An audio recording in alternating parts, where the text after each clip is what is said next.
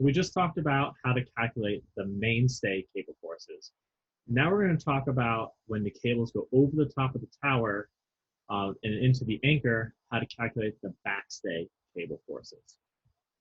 So I've taken figure 4.3 from the design section of the manual. And we see some new variables, some new forces, yet we see some of the same forces as well, right?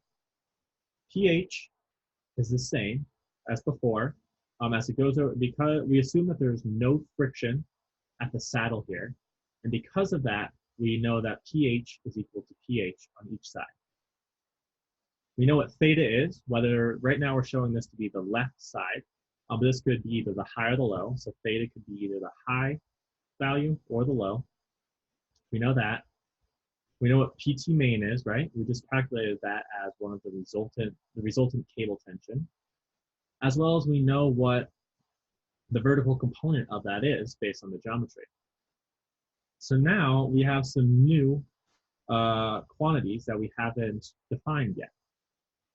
We have PT back, which is going to be a function of this alpha value here, this new angle, because theta does not equal alpha in most cases, as well as then the vertical component of that, PV back. So, and those are all summarized because this is all one connected body. All those forces that are being exerted at the top of the tower are also exerted at the anchor here.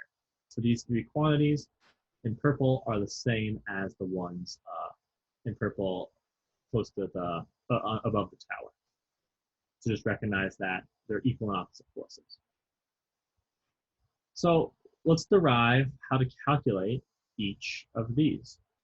So I'm going to go ahead and draw the vector triangles together, or draw the vector triangles again, because right now the components in this figure aren't quite together.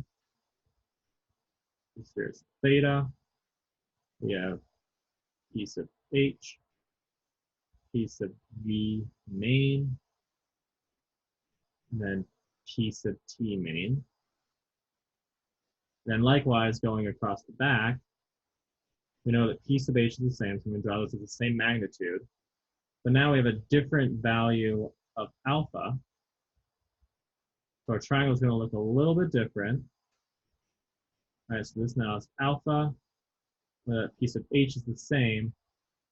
P sub T, not main, but rather back. And P sub B, back.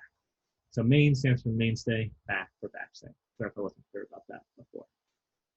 Okay, so you see how I drew these, when I drew these somewhat to scale, or at least the horizontal components to scale, that because alpha is greater than theta in this picture, and that's typical of suspended bridges, we see that the vertical component, PV back, is greater than PV main.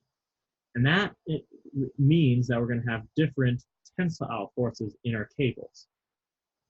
So if we go ahead and from that geometry, we can just do the trig and calculate what PT back is, right? That's just going to be equal to P sub H over cosine of alpha. We know what PT main is, right? It's either going to be PT high or PT low, depending on which side we're analyzing. And then we can calculate PV for both as well, right? PV back is going to be, or one way to represent it is PT back, that value that we just calculated, times the sine of alpha. And likewise, PV main is equal to PT main sine of theta. So what's unique about this now, and why these two are grouped together up here, is we can calculate the resultant force that is acting on our tower. So we know that this resultant, our tower, is equal to PV back plus PV main. And that is going to be an important quantity that we use for future analyses. So the backstay cable forces were a little bit simpler to calculate than the main span because we already had some of these geometric quantities.